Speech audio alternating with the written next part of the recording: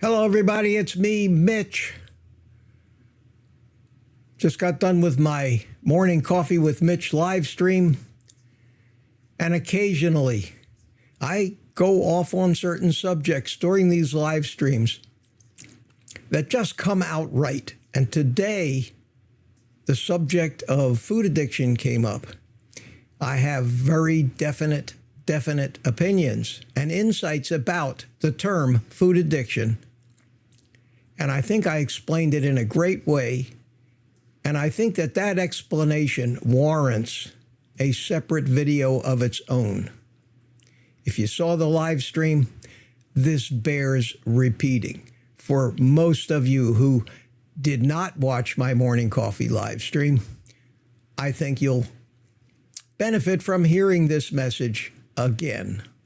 Morning, Mitch. Question: how do you help your adult child? He won't listen. He is 70 pounds overweight. Tina, if you figure that out, would you please let me know? That is the single greatest challenge for those of us who are older that have adult children, those of us who have discovered carnivore, those of us that are successful, and those of us that have children that are addicted so strongly that even though they have the most burning desire that you can imagine, they are slaves to that addiction and cannot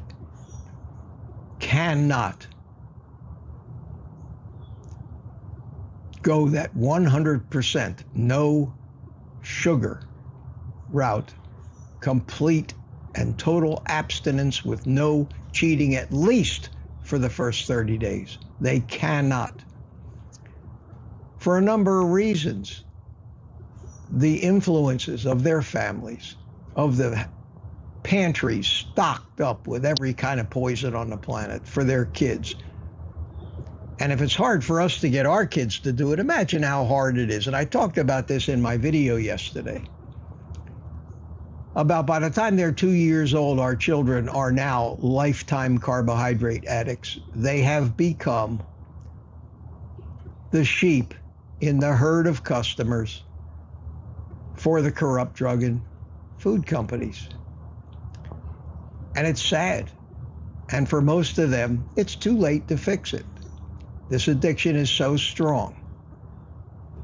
And it still boggles my mind that it's not even considered an addiction in most circles. Not a real addiction, not like alcohol or drugs. It's a fallacy. How can you be addicted to food, they say? We can't live without food. Well, you're not addicted to food. That's why I'm very careful. I'm always very careful not to use the term food addiction. We aren't addicted to food. We have to have food. To saying we're addicted to food would be like saying we're addicted to air and we're addicted to water. We can't live without any of those things.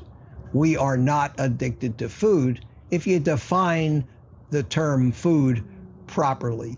The crap that they're feeding us is not food. It doesn't resemble food. It never resembled food.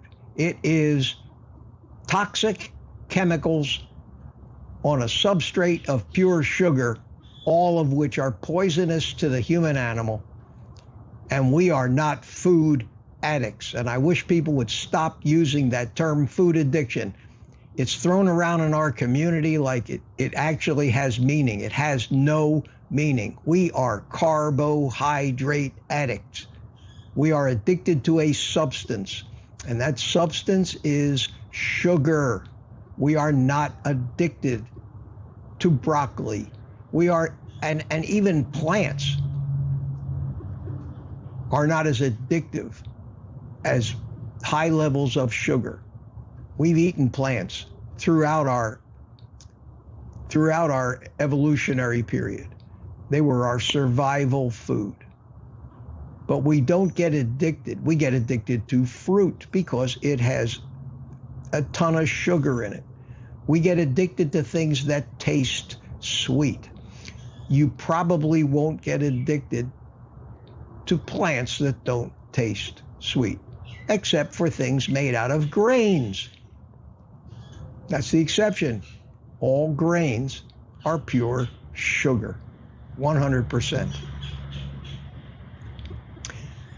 We are carbohydrate addicts, not food addicts. And back to your question, Tina, there's no advice I can give you other than to do what I've been frustratingly trying to do for years, and that is be an example so that when they finally have suffered enough, when they finally get obese enough, overweight enough, sick enough, they will come to the realization finally that it's time to save your own life.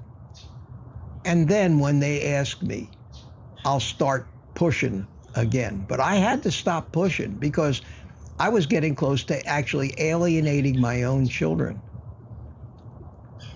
It's a terrible thing when you call your kids on the phone and they don't answer because they know you're going to jump on their case, because that's the way kids are. And I learned early on, not only with my children, but with friends. Don't push it. Don't make suggestions. They have to come to you. And even more importantly, I think they have to be at a point in their life where they know they're dead and suffering if they don't do something. At that point, they can be helped. The same way an alcoholic cannot be helped until his life has gone to shit. He's lost his family. He's lost his money.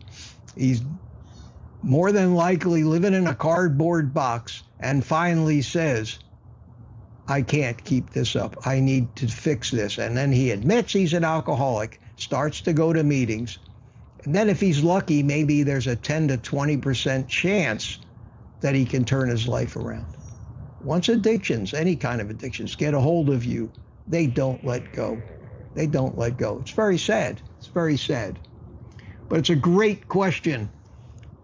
And it's a great question that just points out one of the biggest problems that we have trying to do what we know is the right thing in a society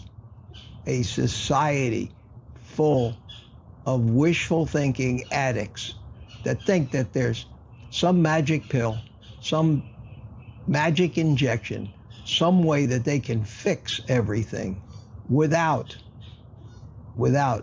abstaining from that substance, that drug that they're addicted to. It's frustrating. It's frustrating. And I hear your frustration. And believe me, I feel for you. I hope you enjoyed that. As usual, take the rest of the day off and eat meat.